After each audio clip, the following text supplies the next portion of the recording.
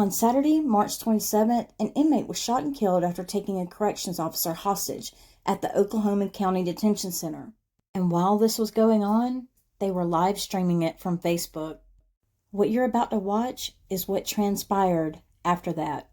I need Oklahoma City Police in the jail. The inmates have took the keys. They have an officer hostage. Where are you there now? Oklahoma City Police Department. I need them here. Are you at the jail? Yes. Who are you? I'm Captain Tiffany Carter. Captain Tiffany Carter? Yes. And is this a good callback number for you? Yes.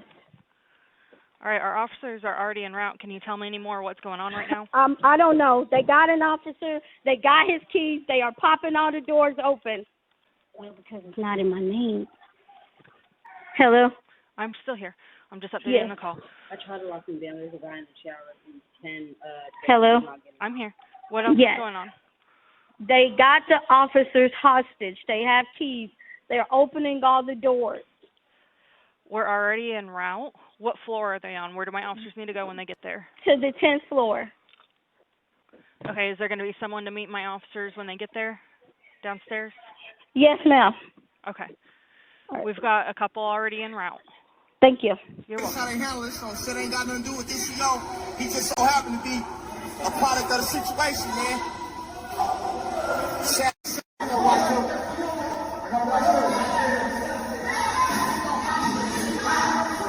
We got mold on the tray. We can't take showers. We can't get her. Who's that? Got the car? Hey, what's this?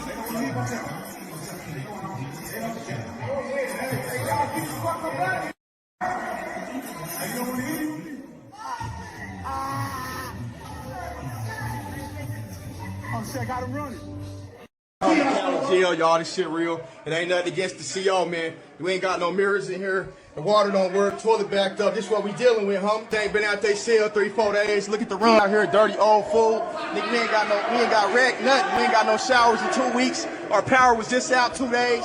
Let's set this how they handle. It was of my police department that responded. There were some of my violent crime apprehension team, which those folks are also tactical team members as well. And so I don't have all the information of who all else was there, but I know when we went in with county deputies to try and resolve the situation, to help them get up there and resolve the situation. And so I'm just glad that the detention officer wasn't more seriously hurt, and we were able to get him out of there and protect him. As you can see here, he's walking the corrections officer downstairs, but he's leading him by something that he's had strapped around his neck. He sits him down, and then he decides he doesn't want to sit him down, and he's going to pull him up on the table by the thing that's wrapped around his neck. And the entire time, the corrections officer was totally compliant. He did everything they asked him to do. Meanwhile, another inmate enters the scene. He has a homemade shank, which is a homemade weapon, in his hand, and he walks up and stabs the corrections officer in the buttocks. He walks off, but he comes back and stabs him 2 more times before proudly walking away. Our guys and senior TAC team members were on scene. They were going upstairs to, I believe it was 10 David was the pod they were at, to go and address the hostage situation that had taken place. Our guys didn't have the numbers there, so they requested mutual aid from the Oklahoma City Police Department to utilize their guys to go up here and take care of the situation. Next, you have the tactical unit that arrives to resolve the situation.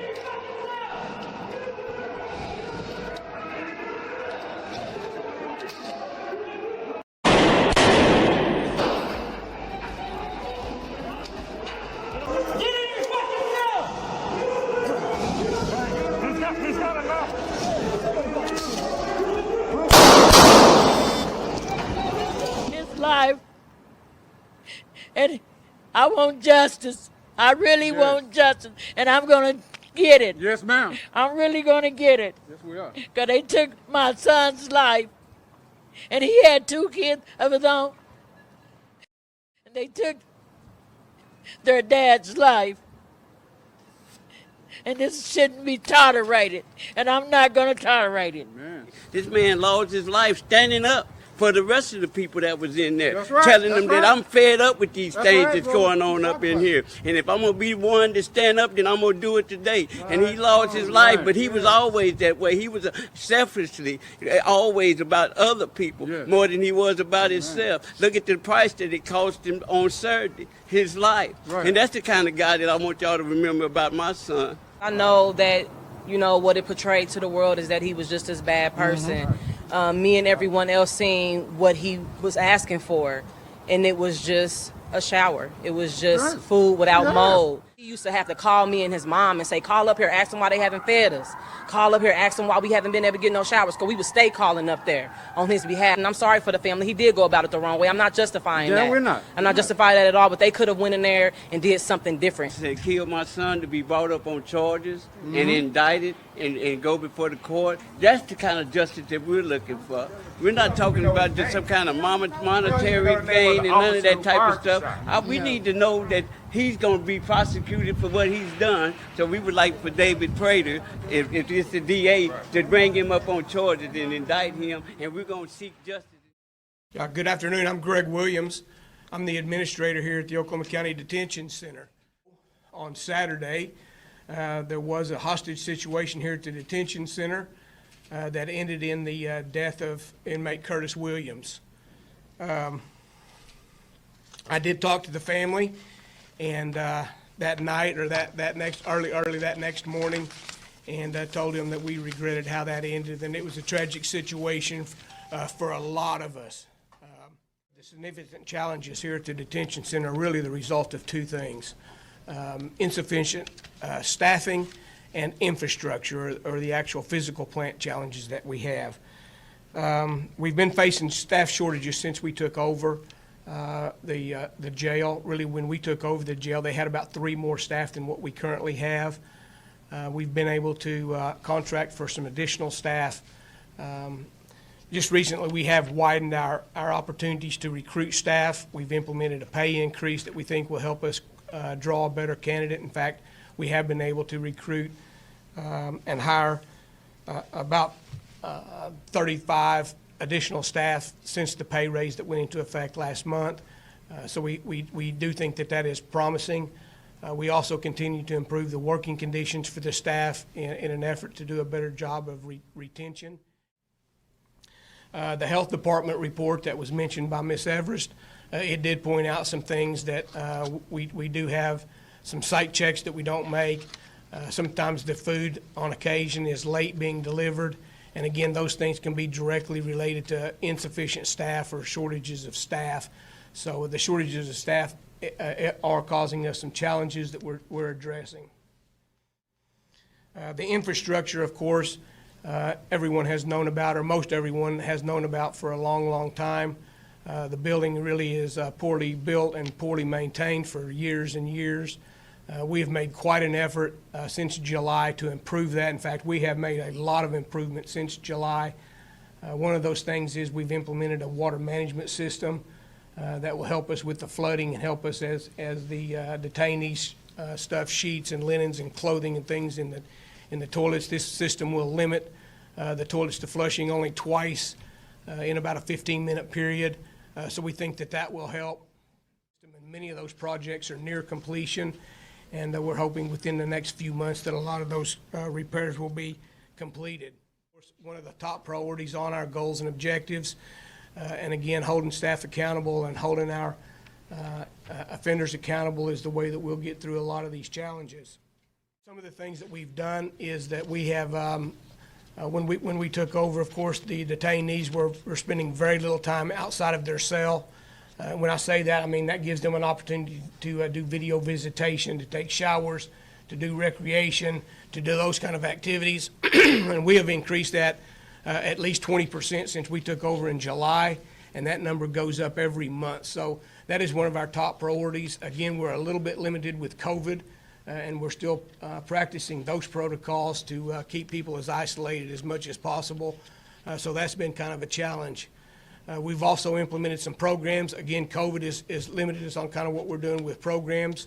But we do have a very active program services coordinator who has brought in and expanded our NA and AA programs and do child welfare visits and those kind of activities. And we will continue to advance those programs as rapidly as staffing and as rapidly as the COVID precautions will allow. And again, Ms. Evers mentioned Turnkey is our medical provider. Again, a lot of the things that are mentioned or that I see in the media relates to canteen, commissary, medical services, the phone systems. Those are all contracted services, and we continue to meet with those providers at least monthly, and we are holding them accountable, and we have ongoing conversations with them about bettering those services.